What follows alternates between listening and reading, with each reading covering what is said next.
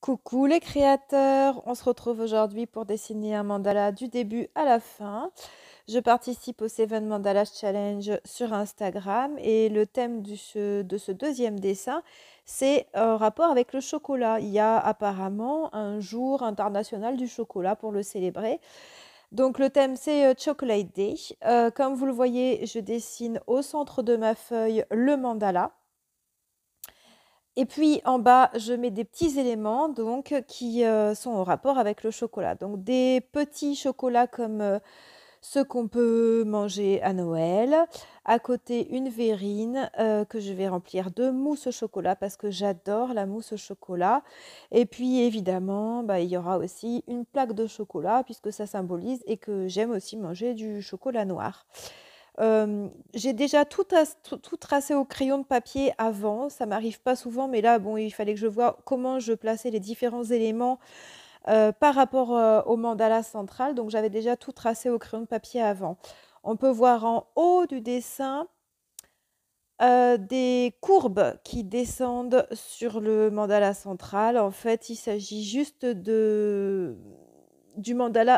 chocolat qui dégouline sur le mandala. Voilà l'impression que je veux donner. Je gomme ensuite mes traits de crayon et donc je recherche les couleurs qui conviennent. Je vais travailler avec les brush markers de Carine Markers. Donc ce sont des feutres avec une pointe pinceau. Donc j'ai 1, 2, 3, 4, 5, 6, 7 couleurs qui pourraient correspondre dans les tons de marron. Là, pour l'instant, je prends un brouillon et je fais des essais parce que je ne vais pas utiliser forcément les 7 couleurs. Donc, pour les 7 couleurs que vous voyez, il y a du praline, il y a du sandstone. Ensuite, le troisième là que je viens d'utiliser, c'est le sépia. Le quatrième là que j'ai dans la main, c'est le cocoa. Ensuite, le cinquième, c'est henna. Donc, ce sont des noms en anglais, mais bon, on comprend facilement quand même. Voilà pour le cinquième. Le sixième, c'est le cinnamon. Et le dernier que je teste, c'est le copper brown. En fait, toutes les couleurs ne m'intéressent pas forcément. Donc, je regarde déjà ce qui se rapproche un petit peu de la couleur chocolat. Et puis surtout de ce que j'aimerais pouvoir utiliser après dans mon dessin. Donc là, c'est juste pour moi de me dire, bon, je barre ça. Je barre ou je garde. Au bout du compte, j'en ai entouré, beaucoup et puis j'en ai pas gardé autant que ce que j'avais entouré. J'ai gardé uniquement 2 couleurs, donc il me semble que j'ai gardé le cocoa et le cinnamon, qui sont des couleurs a assez différentes. Je voulais des tons assez différents quand même. Un plutôt foncé et un plutôt clair. La méthode que j'utilise pour passer la couleur sur mon dessin, en fait, il y en a plusieurs. Soit je fais avec mon marqueur un trait assez chargé de couleur et après, je vais étaler la couleur avec mon pinceau à réservoir d'eau. Donc là, c'est ce que j'utilise. Je vais d'abord marquer ma couleur avec le feutre directement et après, je diluerai avec le pinceau. Ou bien je mets du feutre sur une surface plastique. Moi, c'est mon petit récipient donc en résine. Je mets un petit peu de feutre dessus et après, je viens le chercher avec le pinceau pour étaler dessus. Et on verra du coup au résultat des couleurs assez différentes. Soit il y a des couleurs très soutenues, soit c'est plus dilué et du coup, on a un résultat qui est plus nuancé, plus pastel. Donc, je vous laisse découvrir la suite en musique avec les 2 couleurs que j'ai gardées et autour desquelles je vais essayer de faire tout mon dessin. On se retrouve tout à l'heure.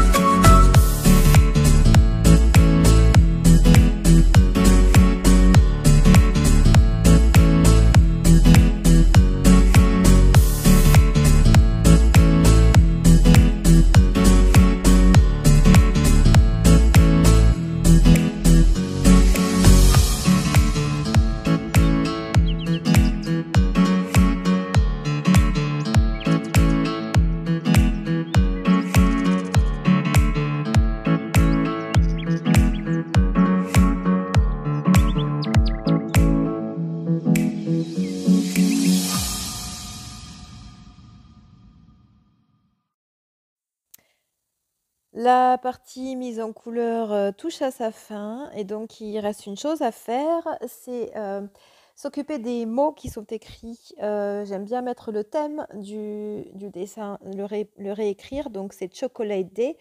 Je l'ai déjà écrit au crayon de papier avant et là, comme vous le voyez, je le repasse avec un feutre gris clair. C'est toujours un Carine Markers, un feutre de chez Carine Markers. Je le repasse d'abord en gris clair. Pourquoi? Tout simplement parce que derrière, je vais appliquer 2 couleurs, toujours les 2 mêmes couleurs. Une couleur pour le haut de chaque lettre, la couleur claire, et une autre couleur, donc le foncé, pour le bas de chaque lettre. Pour savoir où je vais, bah, j'ai déjà marqué mes lettres au feutre gris. Comme ça, c'est plus facile de pouvoir mettre les 2 couleurs ensemble et puis d'avoir un lien. Comme vous le voyez, je suis gauchère, et donc je voudrais dire un petit mot parce que c'est quand même pas facile de faire de la calligraphie quand on écrit de la main gauche. Déjà parce que ce sont des feutres qui ont une encre qui se répand assez facilement, donc il faut faire attention à ne pas baver, à ne pas étaler, à ne pas mettre des traces partout avec sa main quand on passe dessus. Et puis aussi parce que en fait, la calligraphie a été à la base faite pour des droitiers. C'est beaucoup plus simple quand on est droitier d'appuyer sur la pointe de son pinceau ou d'appuyer sur la pointe de son stylo à plume à l'époque.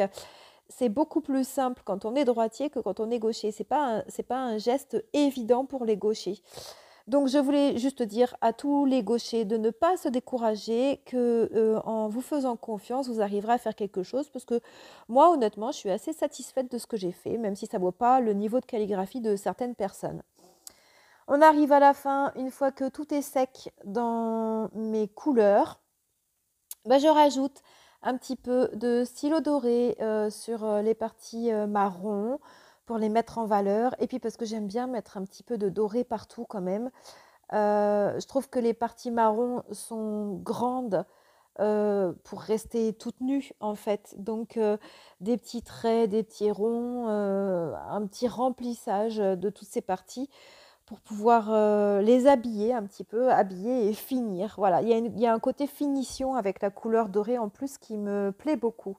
Je vous laisse observer la fin et je vous remercie d'avoir suivi ce mandala du début à la fin. Dites-moi dans les commentaires si vous aimez voir toutes les étapes de fabrication ou si vous préférez voir juste quelques petites étapes et puis accélérer beaucoup plus.